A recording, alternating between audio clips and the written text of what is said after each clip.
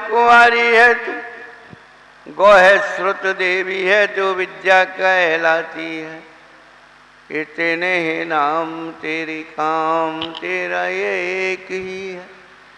आन की अमित की बुद्धि बस जाती। सांगमयी जनवाणी माता की जय। कुंभ कुंडाचार्य भगवान की जय। 20वीं सदी के प्रथमाचार्य चक्रवर्ती आचार्य श्री शांत सागर जी महाराज की जय।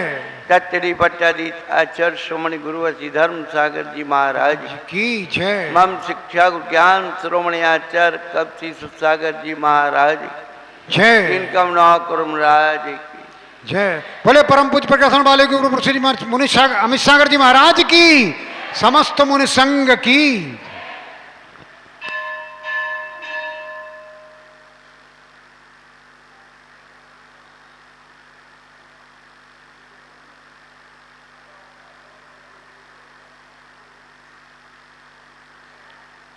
धर्मानुरागी मव्यात्माओं,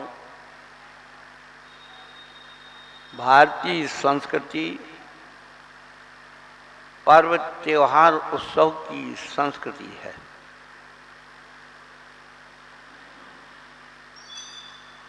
पर्व आत्मा को पवित्र करने के लिए आते हैं।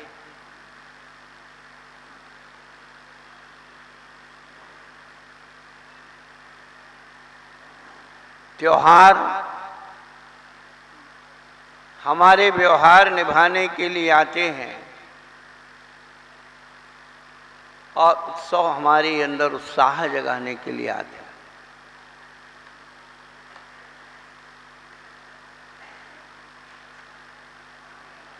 इसलिए भाद्र का महीना, पर्वों का महीना, पूरे महीने पर्व चलेंगे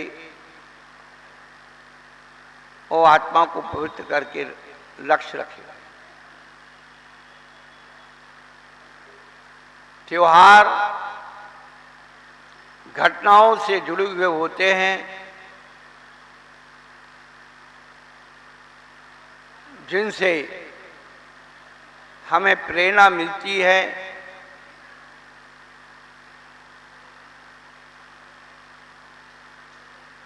जीवन जीने की सीख मिलती है, व्यवहार निभाने का धर्म मिलता है।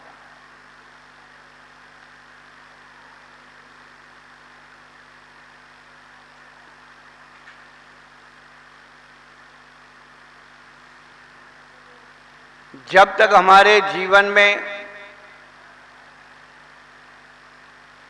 दुखों का एहसास नहीं होगा, हम सुख की कल्पना नहीं कर सकते।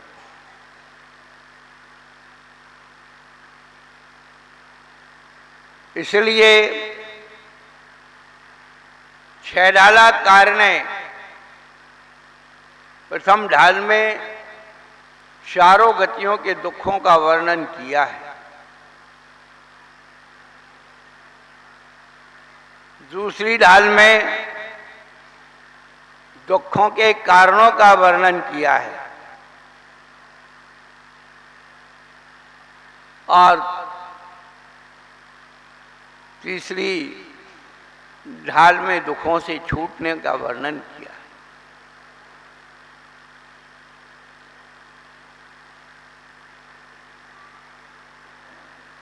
जब तक हम बंधन का बोध प्राप्त नहीं करेंगे तब तक हम दुखी ही रहेंगे, गुलाम रहेंगे।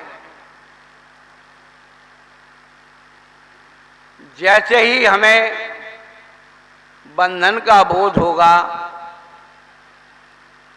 हम वो बंधन के कार्य को तोड़ करके तोड़ने का प्रयत्न करेंगे। और जिस दिन हम बंधन तोड़ देंगे परतंत्रता के, उसी दिन हम अपने अंदर स्वतंत्रता का अनुभव करेंगे।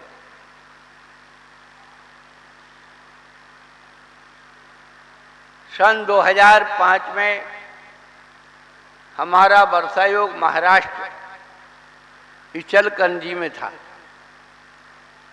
मंदिर के पीछे ही प्राथमिक विद्यालय था।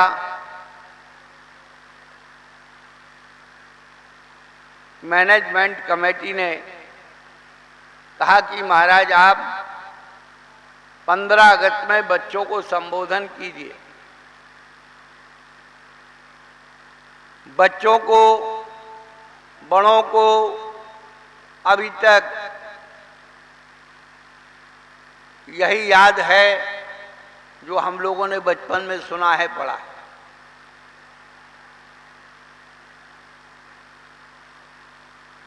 बिस्मिल्लाह, भगत सिंह, चंद्रशेखर,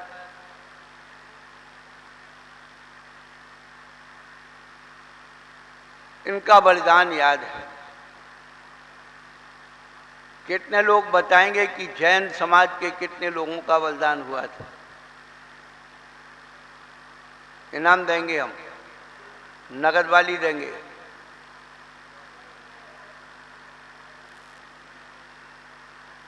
हमें अपने पूर्वजों का इतिहास पता ही नहीं है। इस भारतीय स्वतंत्रता के लिए जैनों ने कितना प्रयास, प्रयत्न किया है, इसका इतिहास में कोई पढ़ाया नहीं जाता, कोई चैप्टर नहीं है। क्या बात है संगीता जी?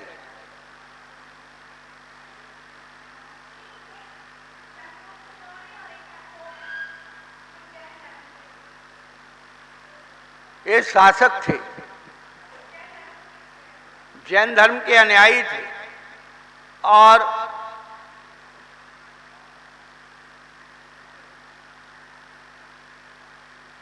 पंद्रहवीं 16वीं शताब्दी तक दक्षिण भारत में जैन राजाओं का बहुत बड़ा अस्तित्व था।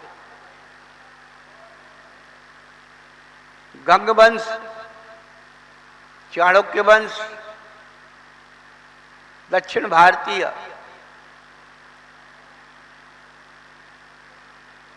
जैन राजाओं का बड़ा वर्चस्व था। लेकिन सांप्रदायिकता, जातिवाद आदि के कारण सभी राजाओं का राज्य पराश्रित हो गया।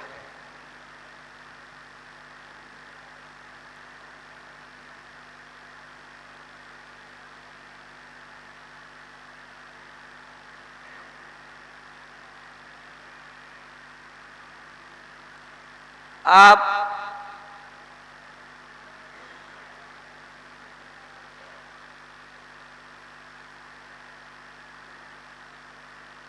1857 में जब आजादी का बिगुल बजा, आंदोलन प्रारंभ हुआ, उसमें जो जैन थे, अमरचंद बांठिया, वह महाराजा सिंधिया के खजांची थे। उन पर ये आरोप लगाया अंग्रेजों ने कि इन्होंने अपने खजाने से महारानी लक्ष्मीबाई की सहायता की और उनको ग्वालियर के सराफे बाजार में नीम के पेड़ पर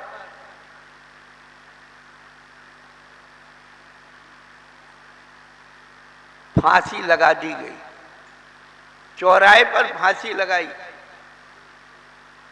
पुरुषों में फांसी खाने वाले वो पहले व्यक्ति थे। महिलाएं भी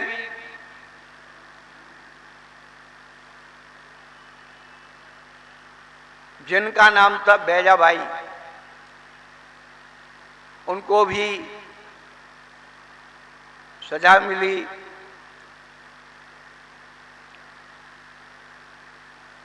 1858 में 19 जनवरी को, आप सोचिए, कल्पना कीजिए, एक 13 वर्षीय बालक जिसका नाम फकीरचंद था, उसको अंग्रेजों ने फांसी की सजा दे के मार दिया। ऐसे प्राय करके हर प्रांत के व्यक्तित्व, प्रेमचंद जिनका नाम था, वह दमोह, एमपी दमोह के थे। द्वितीय विश्व युद्ध का विरोध उन्होंने किया और उनको जहर देकर के मारा गया, जहर पिला करके मारा गया।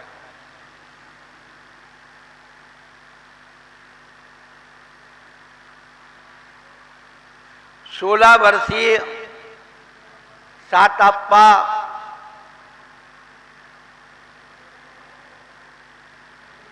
टोपन्ना और कर्नाटक कड़वी शिवापुर ऐसे रहने वाले व्यक्ति को, जिन्होंने 15 अगस्त 1942 को 50 युवकों की टोली बनाकर और शंखनाद किया स्वतंत्रता का।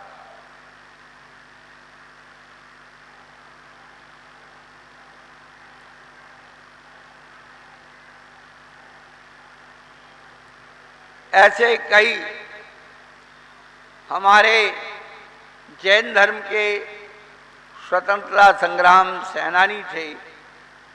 उदयचंद जी मंडला मध्य प्रदेश, जो गोलियां खाकर शहीद हुए। शाबूलाल जी वैसाखिया गढ़ाकोटा मध्य प्रदेश, जो तिरंगा झंडा फहरा रहे थे और उनको शहीद कर दिया गया। बंधुओं, लंबी चौड़ी बहुत कहानियां हैं। जो लोग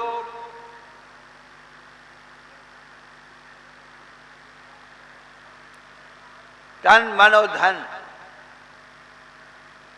तीनों से जुड़ करके, सभी को पता है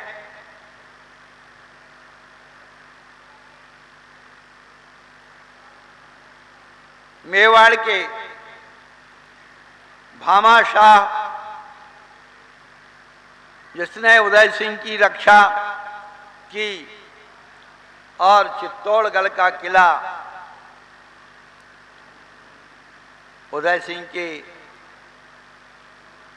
पुत्र महाराणा प्रताप, जिन्होंने महाराणा प्रताप को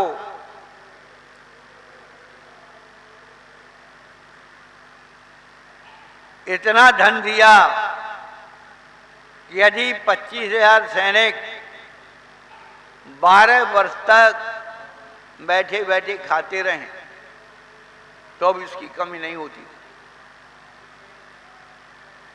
बंधुओं,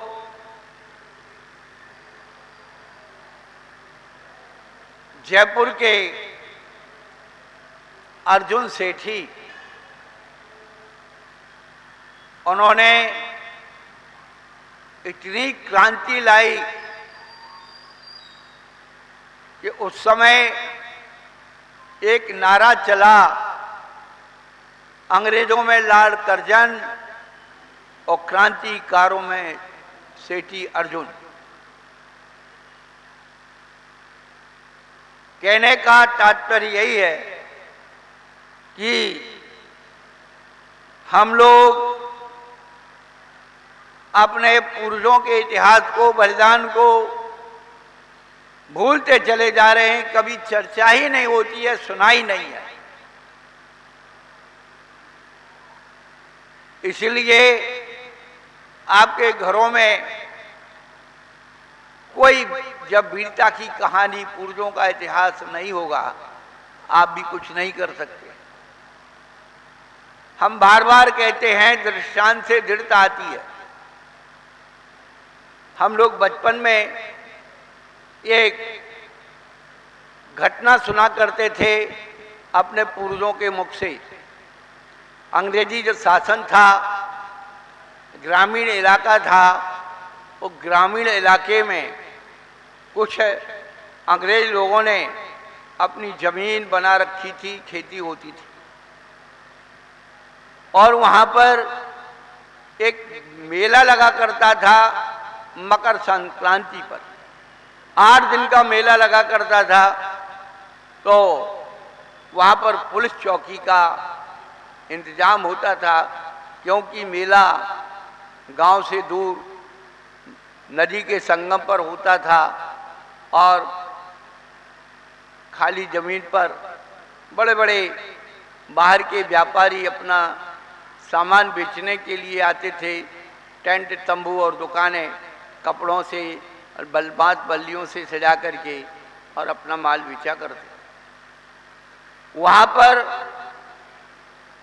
कुछ अंग्रेज अफसरों की ड्यूटी लगी और वह पुरानी व्यवस्था थी कि जब भी कोई इस प्रकार से कार्यक्रम होते थे तो गांव का मुखिया उनके राशन पानी की व्यवस्था करता था। हमारे पूर्वज गांव के मुखिया थे। अंग्रेज लोग उनसे कुछ अपने व्यवस्था के लिए पहुंचे तो किसी व्यवस्था में कहा सुनी हो गई। तो हमारे तो पूर्वज थे, उन्होंने अंग्रेज अफसरों की, सिपाहियों की बढ़िया बढ़िया सेवा कर दी, डरे नहीं। अब ये घटनाएं जब हमारे मनुष्य मस्तिष्क में, हमारे डीएनए में चार्ज हैं, और बचपन में हम देखते थे एक तलवार की जो मूठ होती है वो पड़ी रहती थी, हम लोग खेलते थे। इसका विश्वास था कि हमारे घरों में हथियार थे, तलवारें थी।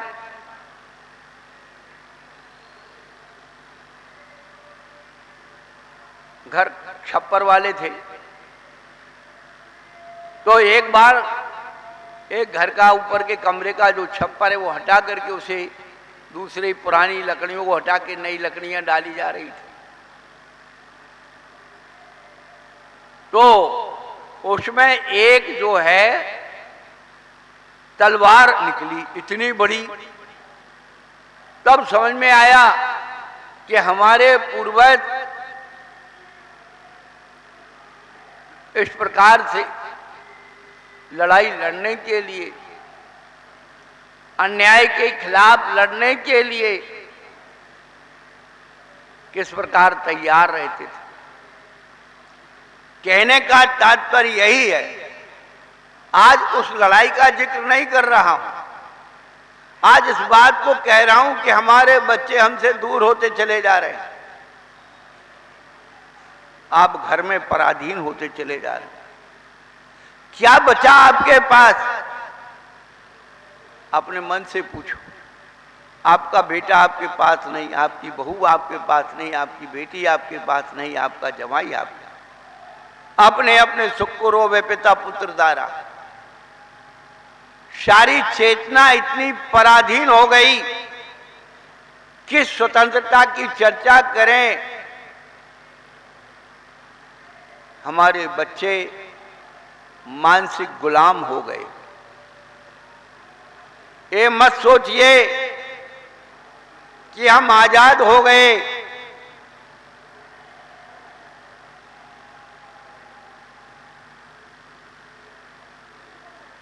हम आजाद से भी ज्यादा गुलाम हो गए। जो 40-50 साल पहले के व्यक्ति बुजुर्ग हुए, कभी कभी ऐसी व्यवस्था पर चिंतित होकर के कहते थे इससे तो अच्छा अंग्रेजों का राज था।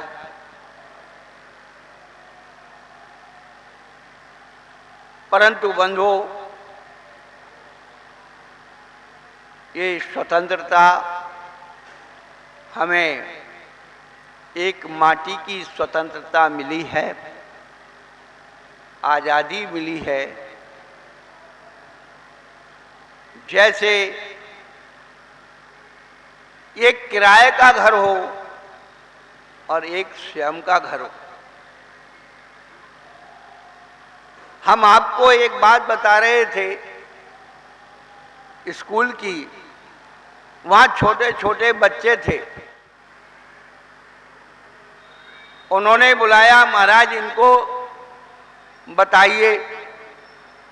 अब छोटे बच्चे क्या सुन रखा है महात्मा गांधी का नाम, सुभाष चंद्र बोस का नाम, 2-4 लोगों का नाम कि भाई इनने देश को आजाद कराया।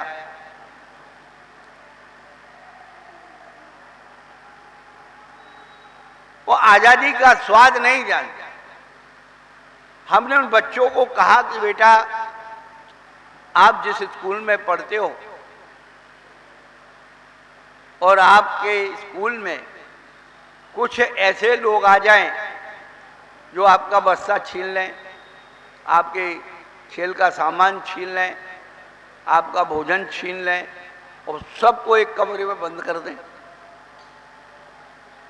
अनुभव करो आपकी हालत क्या हो जाएगी।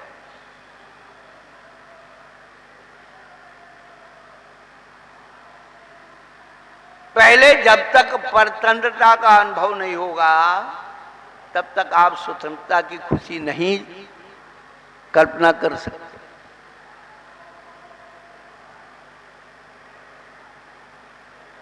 सभी को अपने मम्मी पापा याद आएंगे, चिल्लाएंगे, रोएंगे और कुछ लोग आकर के उन बदमाशों को भगा दें, आपके खिलौने, आपकी वस्तुएं आपको दिलवा दें, आपके चेहरे पर अपने आप प्रसन्नता आ जाएगी, उनके प्रति धन्यवाद ज्ञापन हो जाएगा। बंधुओं, जब तक हम बंधन का अनुभव नहीं करेंगे मुक्ति की चाह नहीं जाग सकती।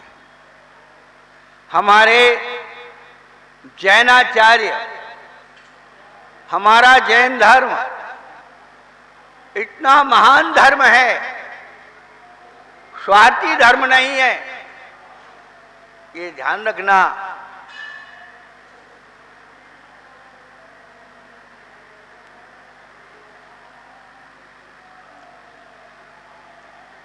प्रत्येक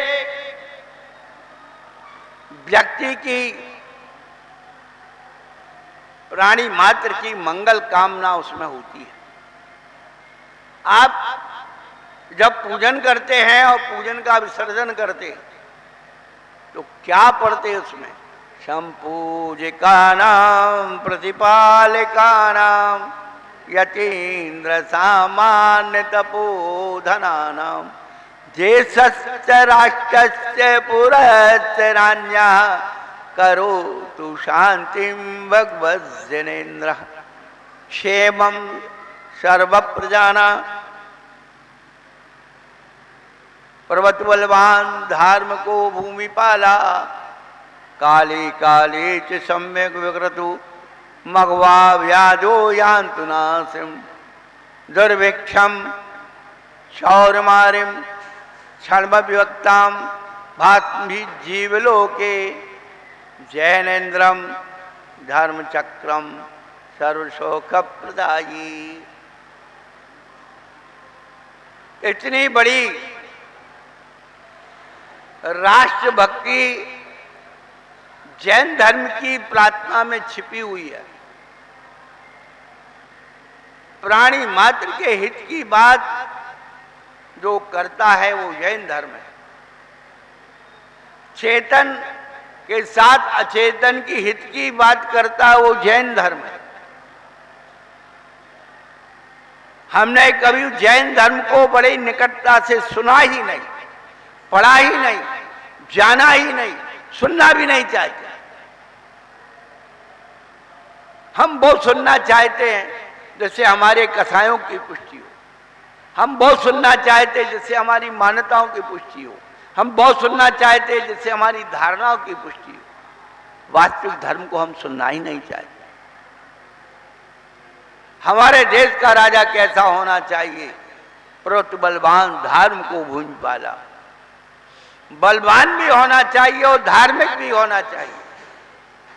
अकेला बलवान रहेगा तो क्या करेगा? वो अपने शक्ति प्रदर्शन से निस्सहाय निर्मल जीवों को सताएगा, और अकेला धार्मिक रहेगा, क्रूर लोगों से सताया जाएगा। इसलिए बलवान भी होना चाहिए और धार्मिक भी होना चाहिए। आज सारा विश्व युद्ध की विभीषिका में आगे बढ़ रहा है। देखिए सभी चारों तरफ क्या क्या हो रहा है सब जानते हैं, लेकिन हमारे देश का व्यक्तित्व विश्व के मंगल की कामना करता है। जब भी कहीं युद्ध होता है शांति का संदेश देते हैं, और सबसे बड़ी बात हमारे भारतीय लोगों को, चाहे वो दूतावास के हों, चाहे प्रवासी हों, चाहे सर्विस करने वाले हों, चाहे विद्यार्थी, युद्ध विराम करके और अपने नागरिकों को अपने देश में लाता है। इससे बड़ा आश्चर्य क्या हो सकता है? भारत का तिरंगा लेकर के दूसरे देश के लोग भी भारतीय बनकर के वहां से निकल के आ जाते हैं। इसका मतलब हमारे भारत की तिरंगे में कुछ ना कुछ बहुत शक्ति है।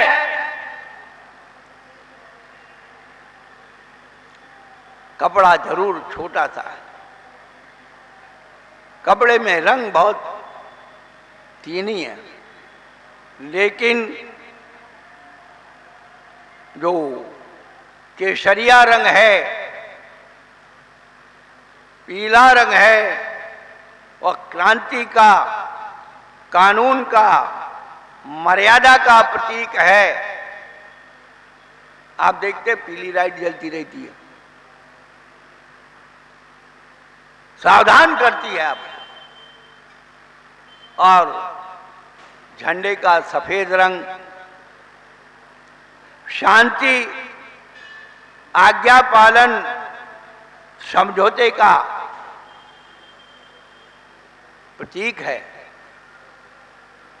जब मैदानों में युद्ध हुआ करते थे तो यदि सफेद झंडा दिखा दिया गया और जिसके हाथ में सफेद झंडा होता था उसके ऊपर कोई बार नहीं होता था।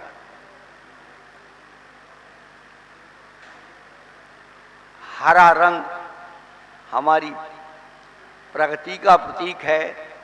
यदि हरी लाइट जल रही है तो आप जा सकते हैं, आपकी लाइन बिल्कुल क्लियर है, निकल जाइए।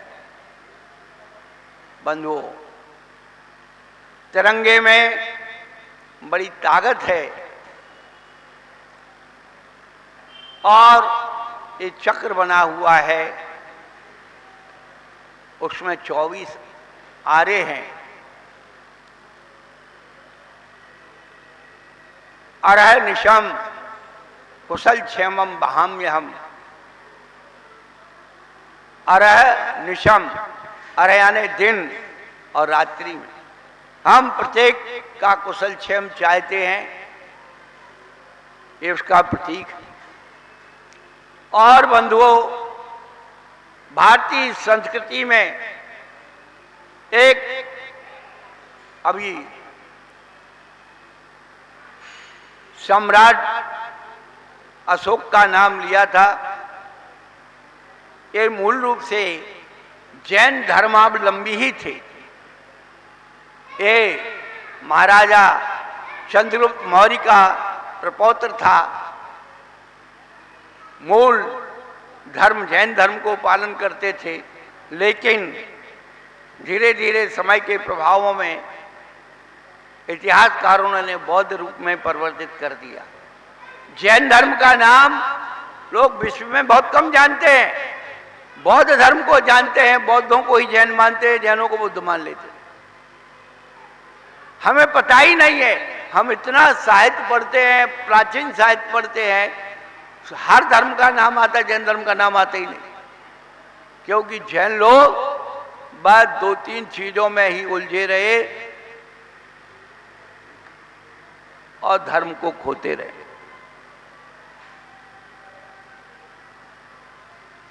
सम्राट अशोक की लाट, आपके करेंसी में भी उस अशोक की लाट छपी हुई है। उसमें 4 चिन्ह हैं, बैल, घोड़ा, हाथी और सिंह, और 4 चक्र हैं। पूरे चक्र में आप देख लेना, जहां पूरी लाट दिखे वो आधी दिखती है, इसलिए बैल और घोड़ा दिखता है, हाथी और सिंह उस तरफ। ये क्या चीज है? ये सम्राट राजकीय चिन्ह था, और ये बनाने वाला, चिन्ह को बनाने वाला आर्किटेक्ट बहुत बुद्धिमान था। आप तो हाथी, घोड़ा, बैल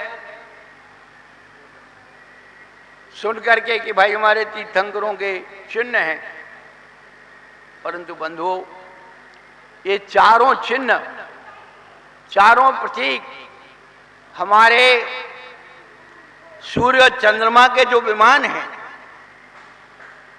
इनमें आर्योग्य जाति के देव बैल, हाथी, घोड़ा और सिंह का रूप धारण करके और इन ज्योतिष के विमानों को ढोया करते हैं। उस आर्किटेक्ट ने ये चिन्ह बनाया, सिंबल बनाया कि जब तक सृष्टि पर सूरज और चंद्रमा विद्यमान रहे, तब तक सम्राट अशोक तेरा नाम रहे। हम लोग नारा लगाते हैं कि जब तक सूरज चांद रहेगा, मुनियों का सम्मान रहेगा। कभी सोचा ही नहीं है। अब सूरज चांद लोप हो रहे हैं, सूरज चांद को कोई नहीं पूछ रहा है। सैटेलाइट लग गए हैं, मरकरी लग गई हैं, बड़ी बड़ी चीजें लग गई हैं, सूरज चांद का कोई महत्व नहीं है। इसलिए महाराजों का भी कोई महत्व नहीं है। पहले सम्मान में कमी नहीं होती थी, अब अपमान में कोई कमी नहीं करता। परंतु बंधुओं, ये धर्म यदि जिंदा है तो इन साधुओं की बदौलत जिंदा है। आप कल्पना कर लेना, आज आपके घर में जो भी थोड़ा बहुत धर्म बचा हुआ है, इन साधुओं की बदौलत ही बचा हुआ है। महाराज का उपदेश सुना था, महाराज का आहार हुआ था, हमने ये अभक्ष त्याग किया था। जिन घरों में साधुओं के चरण नहीं पड़ते, अभक्ष खाया जाता है, अमर्यादित आचरण किए जाते हैं, वो सारे के सारे परिवार भ्रष्ट हो गए और अपनी मर्यादाओं को खो गए। घरों में कुछ नहीं बचा। रोटी और बेटी जहां अशुद्ध हो गई, आपका धर्म समाप्त हो गया। रोटी और बेटी से ही धर्म की सुरक्षा होती है। मर्यादा ही स्वतंत्रता है। जहां मर्यादा टूटी, आदमी स्वच्छंद हो गया और स्वच्छंद होने से ही स्वयं को पराधीन कर लिया और स्वयं पराधीन हो गया। कहने का अभिप्राय तो यही है कि हम हर साल ये स्वतंत्रता दिवस मना लेते हैं, परंतु अपने आप को हर तरह से पराधीन करते चले जा रहे हैं। भोजन में पराधीन हो गए, भाषा में पराधीन हो गए, वेशभूषा में पराधीन हो गए। भोजन नहीं बचा, खाना आ गया। खाजा नहीं बचा, पिज्जा आ गया। सच्ची सेवैयां नहीं बची, मैगी आ गई। घर बचा ही नहीं, घर बचा ही नहीं। ना जमी तेरी ना आसमां तेरा, फिर कहता है घर मेरा। फ्लैट संस्कृति आ गई। घर उसे कहते हैं जहां जन्म, पलन और मरण होता है, उसे घर कहते हैं। घर बचा कहां है?